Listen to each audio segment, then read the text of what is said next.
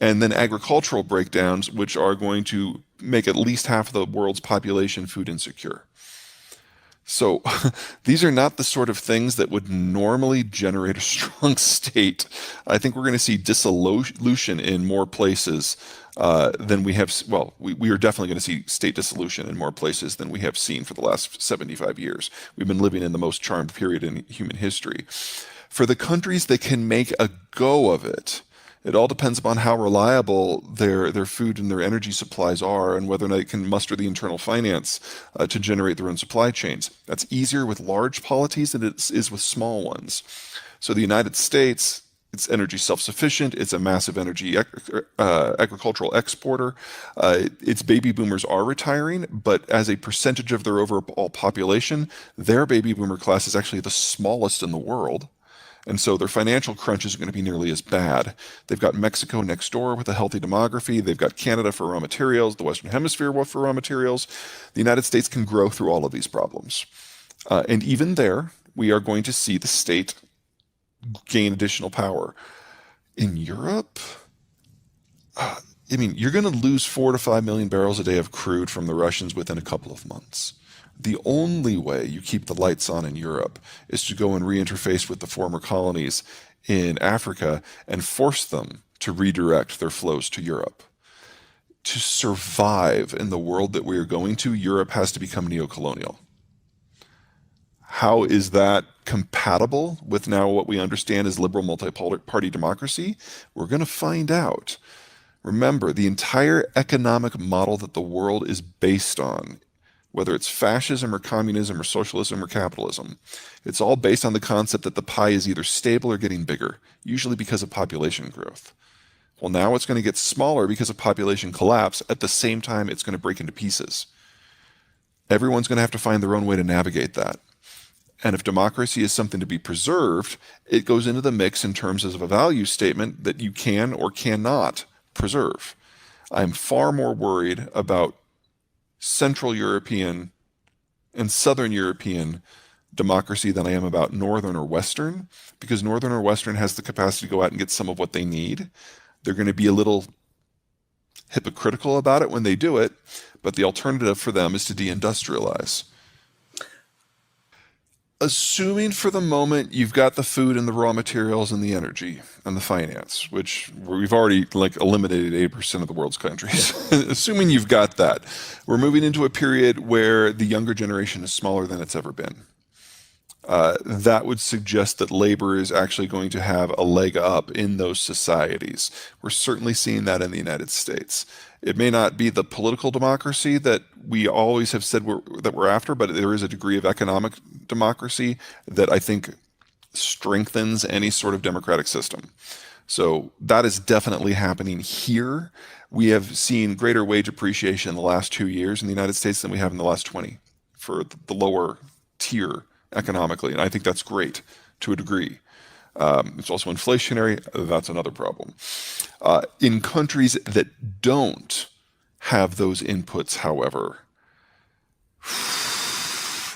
the world's probably going to look a lot more like Pakistan, where there's a functional slave class because so many things are in scarcity that whoever can control their supply is the one with the power.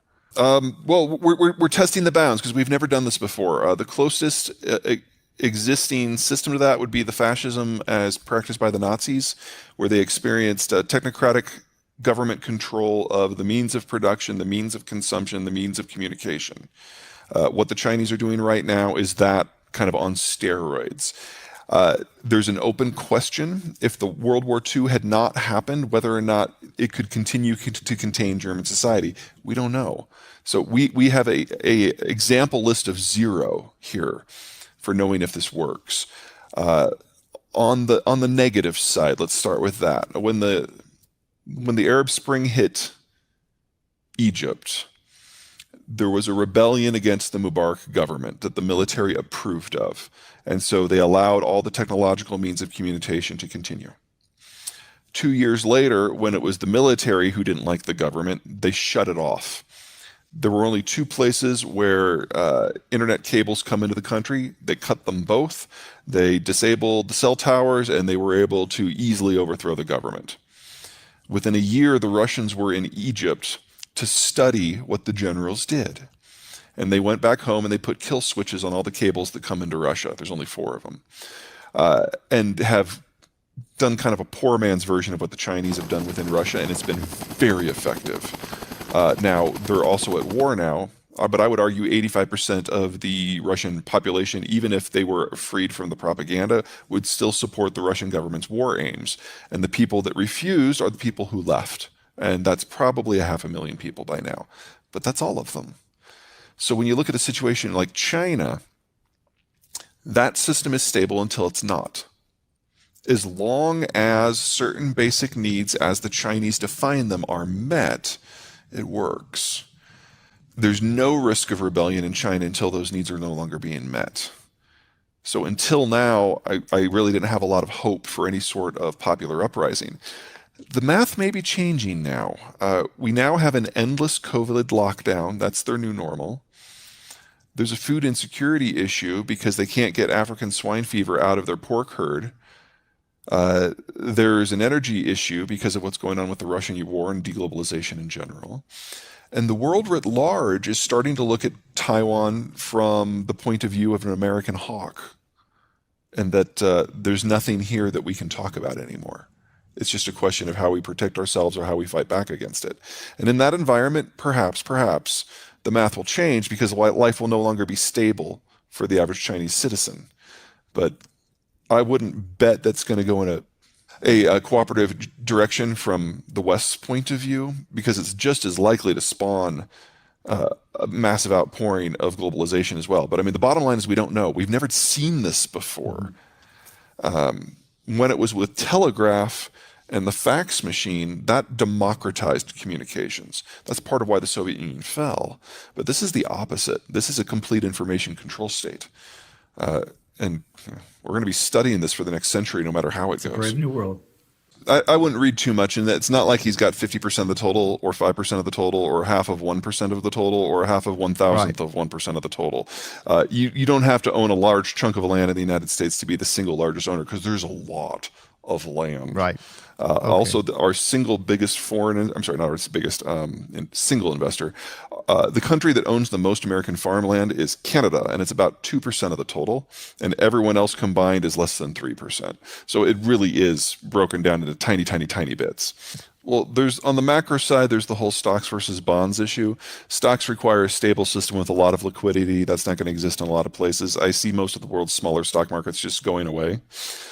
Bonds is the way that larger companies and governments have obviously raised money, and there's going to be a lot of that in the future, but the cost of it is going to be extreme because the need is going to be massive, but the people who actually have investment capital are relatively limited.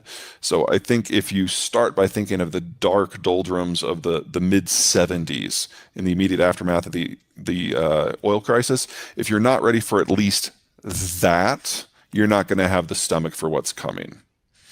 So that's just kind of like the bare minimum that you should consider. It'll probably never be that good, but if you can't deal with that now, you probably need to find another career. On the bigger side, like the uber macro, one of the unfortunate facts is that every currency system that has ever been backed by a metal throughout history has ultimately failed by its success. Because if you have a successful currency system that people trust, people want to use it. They want to use it for a medium of trade. They want to use it as a store of value. And if they do that, eventually so many people will be piling into your currency that you're going to need more metal to support it. And so you're going to have to expand physically to get the metal, go to war to get the metal.